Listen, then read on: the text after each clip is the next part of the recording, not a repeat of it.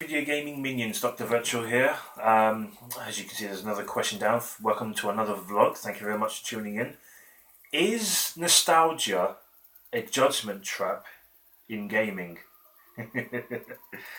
See, when many video gamers from, the 70s, 80s and 90s era of gaming, they've all grown up now, they've played many games throughout their lives, their gaming lives.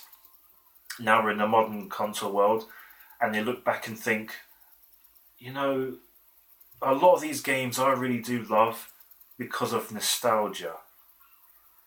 Obviously, there's a lot of games which, it sort of interlinks with my previous vlog about can you enjoy unplayed retro games, because when you think about it, there's a lot of games that are loved because of nostalgia. There's nothing wrong with that, because nostalgia is a great feeling, thinking back towards the past of games which you grew up and loved with, you fell in love with, and the games that you've had experience with.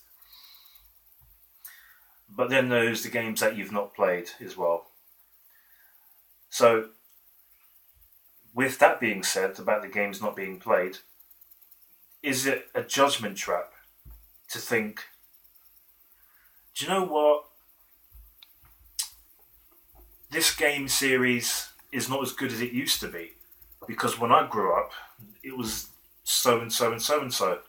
It was different, The graphics were simpler, the controls were simpler, the music was better, as opposed to what it is now. It looks too cinematic, there's too much DLC.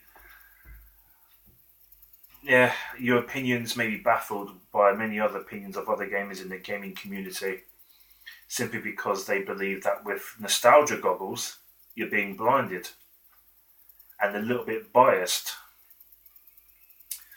So, would you say that, nostalgia is a judgment trap in gaming? I mean, many gamers in the retro gaming community, or in the gaming community itself, say they love a lot of these retro games now because of nostalgia, because of the nostalgia goggles, because they grew up with them, because they played them and loved them as a kid, or when they were younger, should I say.